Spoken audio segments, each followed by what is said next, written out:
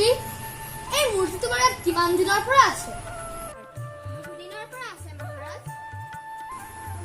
আমি জনাত আপোনাৰ ককা দেউতা জলাদিত্যই এই মূৰ্তিটো নিৰ্মাণ কৰিছিল।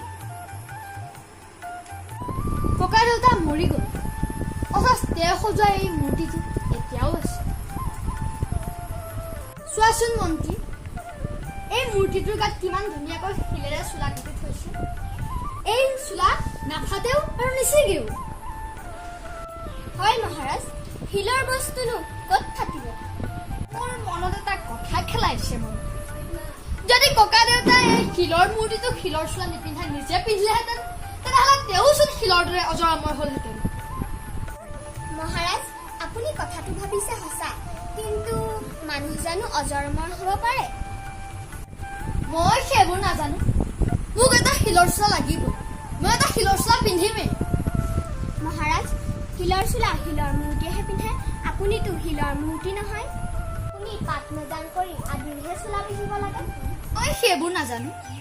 7 দিনৰ ভিতৰত যদি শিলৰ চোলা আনি দিব নোৱাৰা, তেনেহ'লে তোমাৰ মন কিবাটো নাথাকে আৰু লগতে তোমাৰ প্ৰাণদণ্ডও হ'ব। হয় শিলৰ চোলা, নহ'লে ফাঁচি কাঠত ওলমিবলৈ সাজু হোৱা, বুজিলা?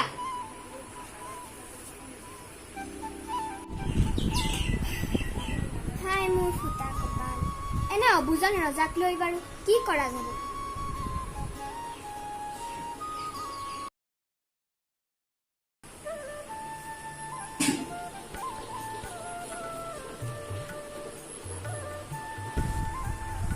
কি হ'ল পিতাদেউ, তুমিচোন বৰ দুখ মনেৰে ঘৰ সোমাইছাগে। দেশত কিবা যুদ্ধ বিগ্ৰহ হৈছে নেকি? একো হোৱা নাই আই, যুদ্ধ বিগ্ৰহ একো হোৱা নাই। মোৰহে মৰণৰ সময় কাষ চাপিছে আৰু 7 দিনৰ পিছত পিতাদেউ নাপাবি আৰু। কি দুখ লগা কথাবোৰ কৈছা পিতাদেউ? গা অসুখ কৰিছে যদি কবিৰাজ মহাশয়ক মাতি পঠিয়ামগৈ, তুমি অলপ জিৰণি লোৱাগৈ। নহয় আই, কোনো কবিৰাজে একো কৰিব নোৱাৰে।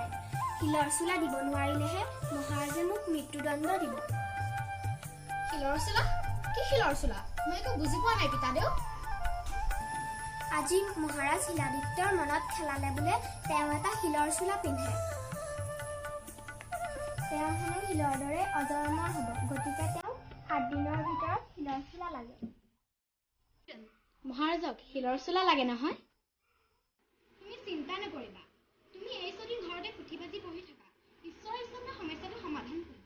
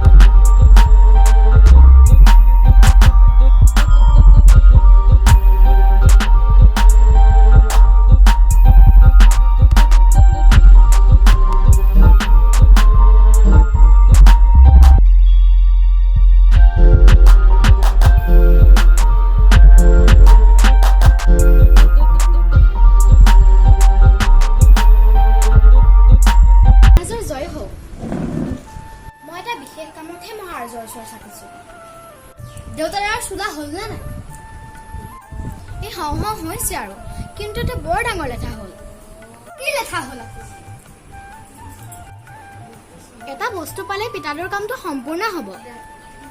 কি বস্তু লাগে ৰাজভালৰ পৰা লৈ যোৱাগৈ। মোক আজিৰ ভিতৰত শিলৰ চোলা লাগিবই। মহাৰাজৰ আদেশ পালে মই ৰাজভাললৈ বস্তুটো আনিবলৈ যাম। আপোনাৰ ঘৰতনো কিহৰ অভাৱ নহয় জানো মহাৰাজ? তুমি ঠিকেই কৈছা।